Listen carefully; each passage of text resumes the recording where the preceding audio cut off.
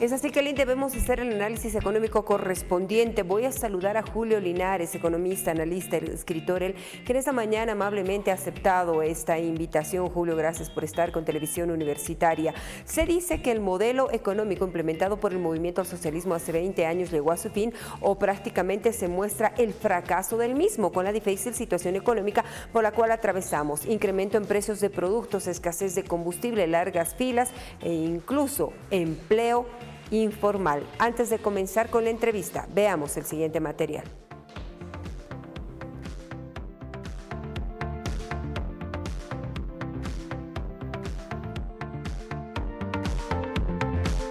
Bolivia enfrenta una grave crisis económica que está afectando a diversos sectores del país. La escasez de combustible ha generado largas filas en estaciones de servicio, afectando principalmente al transporte y la distribución de productos. Esto ha disparado los precios de los alimentos como la carne de pollo, que ha duplicado su valor en algunos mercados. Además, la inflación ha incrementado el costo de productos esenciales. En el sector agrícola, la falta de diésel está poniendo en riesgo la cosecha de cultivos clave como la soya y el maíz. La escasez de dólares ha creado un mercado negro de divisas, encareciendo las importaciones y afectando el poder adquisitivo de las familias bolivianas. Estas dificultades también han generado tensiones políticas y sociales, como protestas contra el gobierno del presidente Luis Arce, mientras la población exige soluciones inmediatas a la crisis económica.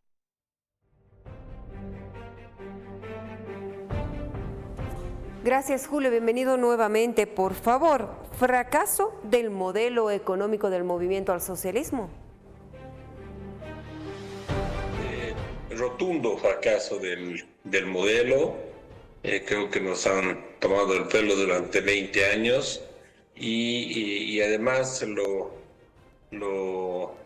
anecdótico es que el día que lo admitieron no lo admitió siquiera el presidente con sus 10 medidas que no sirven para nada, sino un par de días antes, si no me equivoco, cuando el joven presidente de YPG anunciaba que no podía abastecer todo el combustible necesario para nuestro país, para el diésel y la gasolina que necesitamos para el sector productivo y para el sector transporte y por supuesto para todos los que se movilizan en sus carros privados.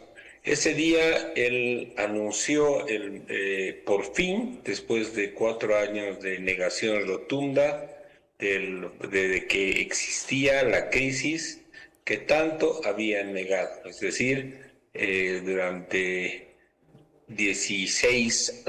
14 años, el gobierno de Evo Morales nos hizo creer que con bastante gasto en publicidad que estábamos convirtiéndonos en Suiza, y después de ese tiempo, ahora lo que está pasando es que en 4 años nos negaban rotundamente, igual con publicidades, que estábamos entrando ya en una dura crisis, que estábamos en una crisis luego, y seguían ellos insistiendo en el país de la industrialización, mientras todos les decían que tenían que tomar otro tipo de medidas. Pero está claro que ellos no hicieron caso. La clara muestra es el presupuesto general del Estado del 2025, en la que dice que tenemos que gastar como siempre se gasta, como si en este país no pasara nada. Y no va a pasar nada mientras sigamos con estas autoridades. Se hace referencia a el momento en el cual se anuncia a los bolivianos la difícil situación económica por la cual atraviesa el país, y lo hace el presidente de Yacimientos Petrolíferos Fiscales Bolivianos con esto relacionado a la distribución de los combustibles. ¿Es una mala administración de estas instituciones o entidades públicas también, o la falta de institucionalidad que estaría brindando estos resultados? Esto sumado al modelo económico impulsado por el movimiento al socialismo. Bueno, imagínese y recuerde cuántos gerentes ha tenido Yacimientos Petrolíferos Fiscales Bolivianos desde su creación. Uno está en la cárcel por actos de corrupción. Recuerdo a un contador o auditor, Aruquipa, que lo que menos seguramente sabía era era de gas y de petróleo, y recuerdo que él era el que iba repartiendo en camiones hace como más de 10 años en los camiones el gas para decir que todo estaba bien. Estamos hablando de que se ha hecho una muy mala apuesta, se ha hecho una muy mala apuesta al gas, no se ha manejado de la manera correcta y profesional que se debería manejar. Actos de corrupción es lo que ha caracterizado a la gestión de la gallina de oro, que eran yacimientos petrolíferos fiscales. Lastimosamente no han hecho las actividades de exploración necesarias, es decir, no han trabajado como una empresa eficiente, que es lo que necesita nuestro país.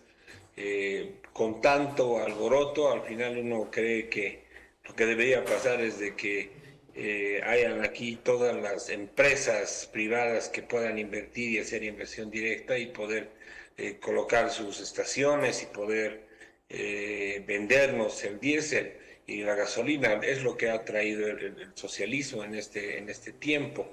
Pero bueno, no se olvide que ellos, con la supuesta nacionalización que no ha servido de mucho o casi de nada en 2006, lo que han hecho es más bien rechazar a la empresa extranjera, a la inversión directa, que es lo que necesitamos ahora.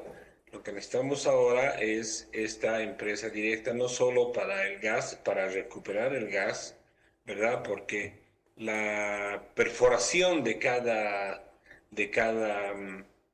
lugar donde uno cree que puede haber gas, por ejemplo, los entendidos dicen que cuesta entre 20 y 30 millones de dólares. Es una perforación en la que se juega la suerte, y nuestra YPFB ni Bolivia está preparada para eso ahora.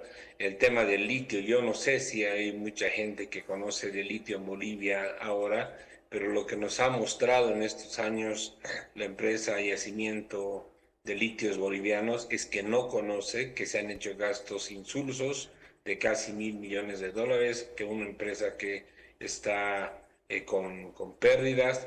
Entonces, lastimosamente, lo que necesitamos es buscar a esta gente que ha cometido estas razones, y de nuevo, y darle un giro grande a este país. Necesitamos dos cosas. Uno, cambiar el estatismo, por supuesto, totalmente. Tenemos que traer lo que no hay hace tantos años aquí, que es inversión extranjera directa. Ese es uno, pero de principio necesitamos un shock. Necesitamos un shock que dure Pero 25, Julio, 50, máximo 100 días, no puede durar más a partir del nuevo gobierno, porque este gobierno ya no podemos esperar nada. estamos hablando de casi 6 meses para ir a las urnas. El 8 de noviembre tendría que ser el cambio de mandato o posesionarse al que vaya a ser elegido en las urnas en territorio nacional dentro de la democracia participativa y representativa.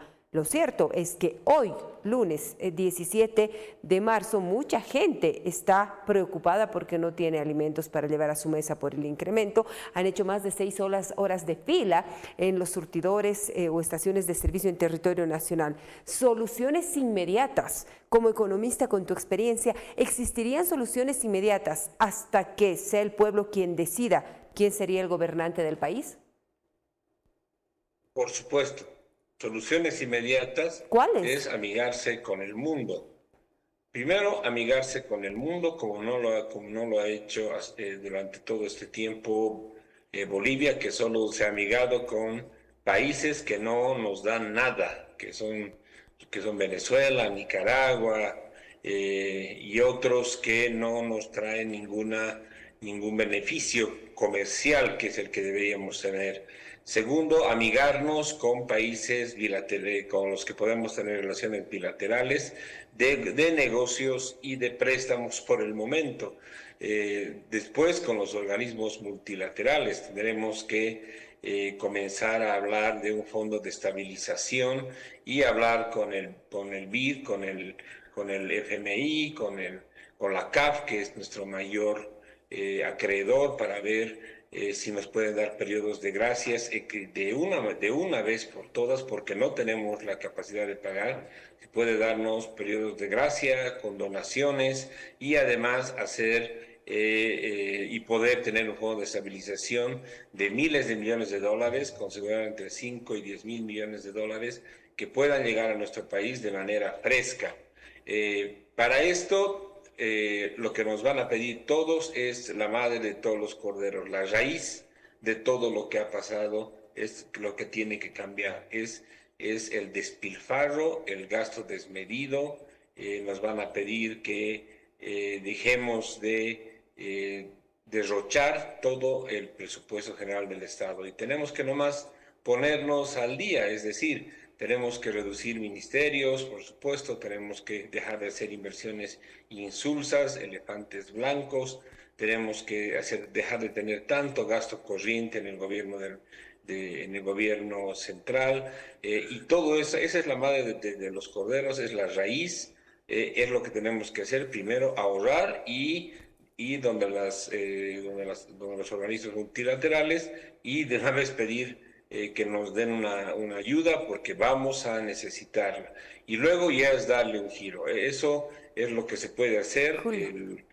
El 1985, en 25 días se lanzó un decreto, recuerdo, el 25, un poquito menos, incluso el 21060, que en semanas ha podido paliar de a poco la situación tan complicada que es la que estamos viviendo ahora, muy parecida a la que estamos viviendo ahora, y es lo que se tiene que hacer ahora. Estamos esos días, es decir, que el presidente elegido el 17 de agosto, desde el 18 tendrá que estar de viaje, pues tendrá que comenzar a buscar los dólares necesarios para que no comience el 8 de noviembre a trabajar, sino tendrá que comenzar a trabajar el 18 de agosto con seguridad, si es que el tribunal tiene la capacidad de manejar el TREP y poder dar los resultados en la misma noche.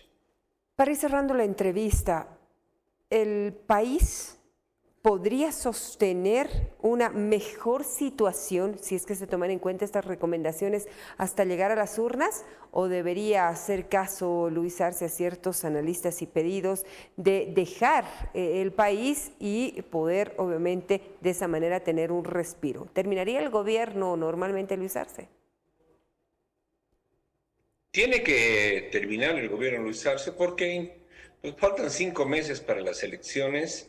Entiendo que un calendario electoral nos dice que es entre 90 y 100 días, es decir, ganaríamos un mes. Seguramente si renuncia el día de hoy, las elecciones no serían en agosto, serían en julio. Entonces, no tenemos mucho margen de tiempo, no serviría de mucho adelantar un mes las elecciones, porque seguramente es lo que va a pedir el Tribunal Supremo Electoral. Entonces, más bien debemos pedirle al señor Arce que rinda cuentas, no tiene que irse y más bien tenemos que ver que él no se escape y no se esté yendo a Panamá el día 18 de agosto o el día 8 de noviembre. Él tiene que acabar esta gestión y tiene que rendir cuentas.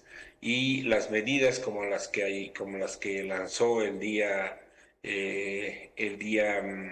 martes, si no me equivoco, en el que, bueno, pues parecían medidas tipo pandemia, tipo Venezuela, Cuba, en el que asustó a todos, porque lo único que ha traído en este tiempo este gobierno ha sido desconfianza a la gente, y cuando hay desconfianza hay especulación. Cuando hay especulación, el dólar sube más todavía de lo que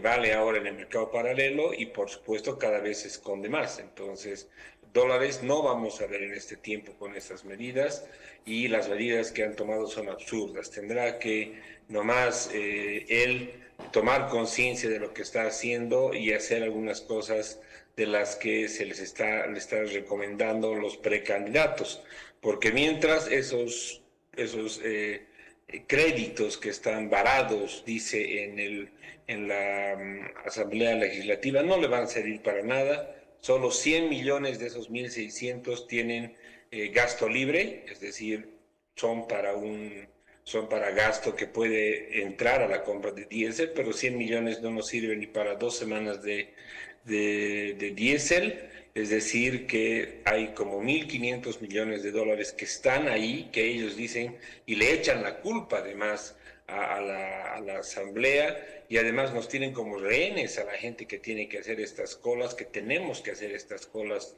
todos los días, o que se están golpeando a puños por arroz, por fideo en las puertas de Mapa. Nos ha llevado a esto el gobierno, y esos 1.500 millones de dólares tienen nombre y apellido, es decir, es el nombre de una carretera, de un puente, y no es que pueden utilizarlo para comprar, no. Los organismos multilaterales saben y modulan muy bien en el tiempo de hacer desembolsos.